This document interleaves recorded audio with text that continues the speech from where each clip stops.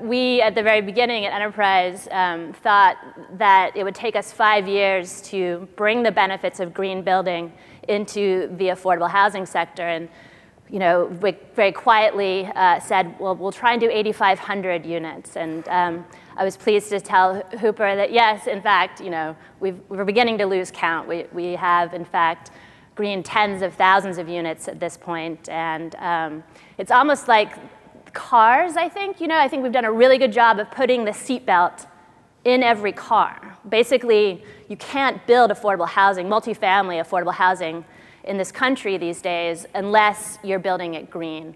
And I think there's a lot of pressure, too, to bring green operations and maintenance practices into that sector as well. But now it's sort of, how do we use the seatbelt? I was, probably the last adopter of using my seatbelt. It took an accident for me to realize, wow, that's an incredibly important piece of fabric, and I better buckle up. So we're now really committed to buckling everybody up. And as Bomi mentioned, Enterprise has its own commitment that we will only be investing in green properties by 2013. So we have just over a year to go. And we're doing well. We're somewhat on track. We have sort of our ups and downs, and are working really hard at delivering successfully on that strategic goal. And now, we've enlisted the help of all of you in a public and sort of call to action, 2020 Green, hashtag 2020 Green. What is our hashtag, by the way? I forgot to ask for those tweeting.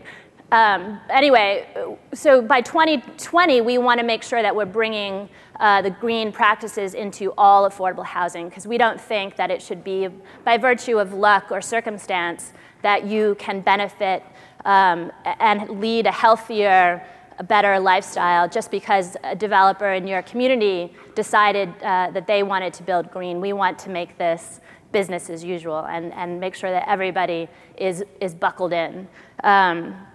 So I'm going to talk a little bit today about sort of a personal journey of coming here to Garrison over 3 years, and some realizations that I've had participating in this program. And really, it's focused on our resident-led engagement work. And as I'm looking at the slide, it's left brain, right brain. We've been so focused on the buildings and getting that car, that seatbelt into every car, that I think we sort of forgot a little bit about the fact that people live in these buildings, that someone's going to have to reach over and pull that seatbelt across their chest and click it in and make sure everyone else is buckled in as well. So since really being here at Garrison, I've had a much more heightened sense of that resident piece of the people in our buildings, and I'm having more fun as a result. I think it's slightly more fun work to be relating directly to people that are managing the properties, that are actually living there. Denise and I were in Oakland Monday, and I used to go to buildings and for openings, or I'd be in town and I'd just sort of drop by, and I knew that this was a Green Communities building, and I'd walk in and it was obvious, painfully obvious, that nobody knew that this was a green building. There was no way of differentiating the fact that this building was supposed to be delivering these health and economic and environmental benefits. But when we were, recently in Oakland, you walk into these buildings now, and someone who doesn't even know, that we're with Enterprise comes up and tells us stories about people living in these properties. That the young kid that she was telling us about on Monday, she was heavily obese, moved into this property, and it's close to his school. He's able to walk every day. And she said, a couple weeks ago, she didn't know who he was. And it's because he had lost that much weight just being able to walk to and from school. And I'm beginning to have these experiences more often now, where I go to buildings. Silver Gardens is one, and not Silver Gardens, but yes, that is one too, where you're there on the property, and it's obvious that this building is different, and this building is radiating some really terrific practices across the community, and really having a difference as an anchor in that community, saying, we think differently about the people here, and they deserve the best, and we're stewards of our resources and of the planet. So I think this resident-led engagement work is great fun, and we're seeing wonderful progress, which we will share more about today. We have Jennifer with Eden Housing and Gina from Aon, who have been piloting some of our most recent tools. For those of you who were here last year, you heard me talk about the launch of our resident-led engagement work on Earth Day last year, and now we have some stories to share, some real-life stories. But this is sort of how we talk at Enterprise about the green communities criteria, sort of our seatbelt, so to speak. And we've always had that last shape there on operations and maintenance. It's always been in the criteria since 2004 when we launched this program. And there is a requirement that you engage the residents living in the building, and you also train the operations and maintenance staff. And that's sort of all it said at first. and then we realized, well, we probably should have some type of template. So we did hire someone out of San Francisco, and they created a operations and maintenance template. It was about 85 plus pages, and it was just text, links to acronyms I still don't remember.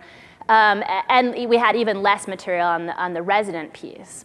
And it was really one of those aha moments here for the first time, realizing we have to do more. We have to bring these materials to life, and we really can do this. So if you just take 2 minutes, since we're in this contemplative space, and just think back between sort of 0 and 13 years of your life. Was there anything that happened in that period of time that would signal your being here today?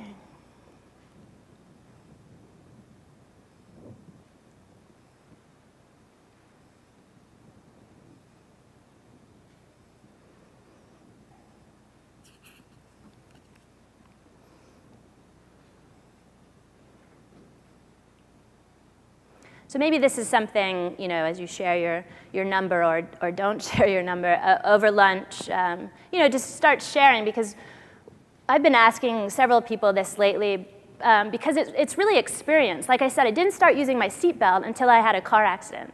And it wasn't, as a young kid moving from England to California, seeing the forest fires behind our house and realizing that we weren't supposed to be using water because there was a drought and there were these fires happening, yet we were wasting water in our house, caused me to take action. My family thinks I'm crazy. I was trying to save ice cubes. They had them in that iced tea, and they would just let them melt in the sink. So I was rescuing ice cubes at the age of 10.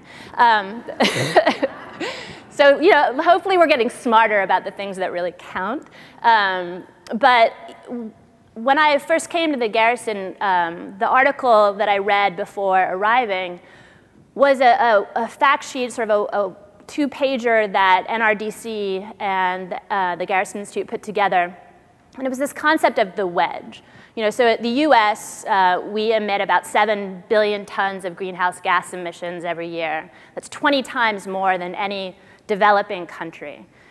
But if we just take some simple, really, steps towards some behavior change in our own lives in the areas of diet and food waste, recycling, transportation, and household energy, we can reduce a billion tons of greenhouse gas emissions. And that concept, if I get it right, Jonathan, was the wedge. We can sort of claim a wedge of greenhouse gas emissions. We can do this. And I realized, there was a ton of things I'm not doing in my own life, and how can I bring these manuals and templates to life and ask, people with very low incomes and all sorts of circumstances to make behavior changes if I'm not doing it. And so, I keep trying to do little things, and rode my bike to work the other day from Baltimore to Columbia. It's not 190 miles, Linda, but it seemed like a big deal to me. And it was that experience where I realized, Baltimore City, to get out of the city was the scariest thing I've ever done. And it just wasn't safe. And then all of a sudden, you sort of enter into the county, and there's this bike lane just started, and it wasn't, and it was. And so it's, I think these experiences, as we begin to change our behavior, that we look around into the community and sort of begin to take action. And so this is, I think, some of the most contagious work we're doing that's really radiating from our seats in our jobs and in our offices to our lives. And it's incredibly exciting. And so some of the tools that we created were really about, how do we empower residents to lead some engagement around green, healthy living from their seat, from what they want to do. And we have a great bank now of technical assistance providers. Many of them are in the room. I keep getting your eye. Ed is one of them with New Ecology, but YRG and Jonathan Rose companies, and several of you are in our technical assistance providers database. And so we went to that database and we said, we got to bring these materials to life. So Stephen Winter's associates, Zero Energy, Tone Environmental, helped us create some of these resident engagement, what we call training in a box.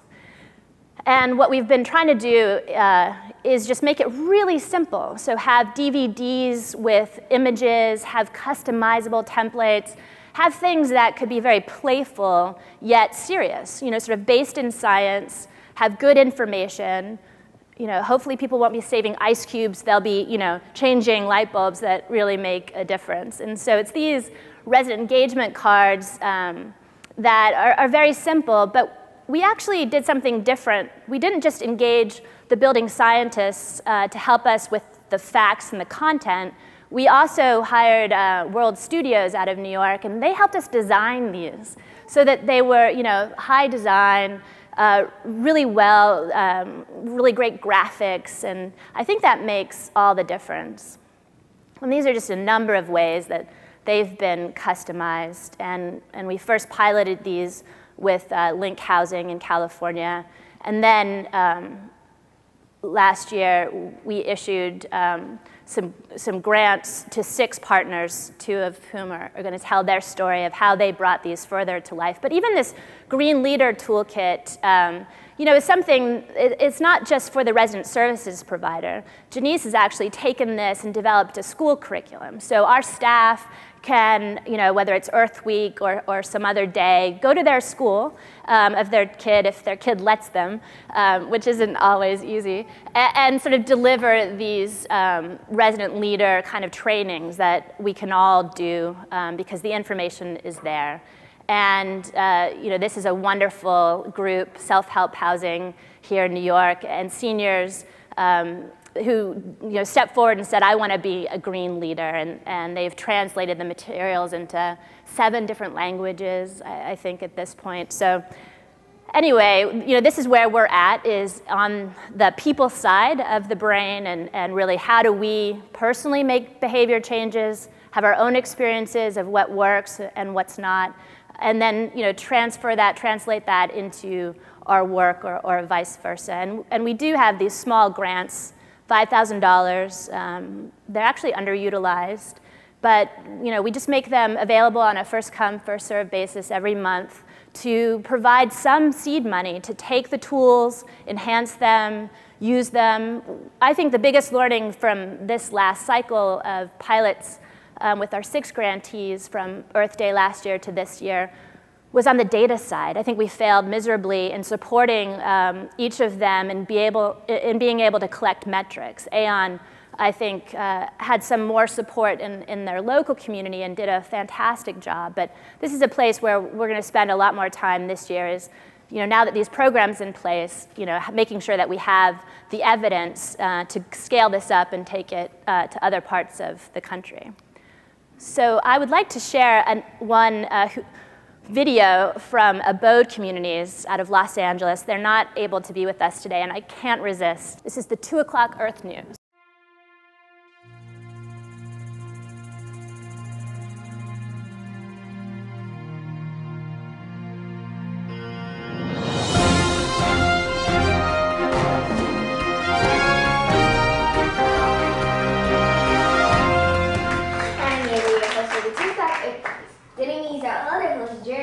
And our guest, Zainara.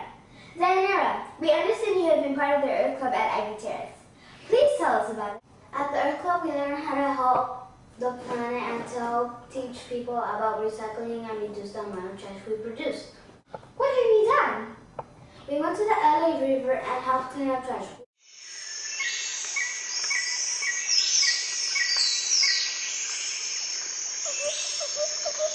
We also made solar ovens to cook s'mores. We made landfill buckets with trash from a fast food restaurant. We also went to the science center. Doesn't the science center have animals? I remember seeing a jellyfish there once. Yes, they have animals from the desert and the ocean. They show you where people and animals live. Cleaning up the river and making landfill buckets, is this what they mean by being green? Yes, cleaning pollution is being green. When we reduce and reuse and recycle, we make less trash and less pollution. Put your trash where it belongs instead of the river or the street. And less pollution is better for people and animals. Correct. Then you said that almost 4,000 people were at the LA River to clean up 25 tons of trash. It must have been a pretty big deal because the mayor was there. Did you get to see him? Yes, he got in a kayak and went down the river.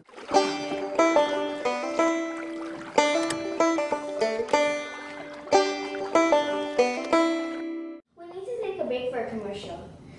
When we return, we will hear more about reduce, reuse, and recycle. I am Chef Gusto. I'm here to tell you about the solar oven.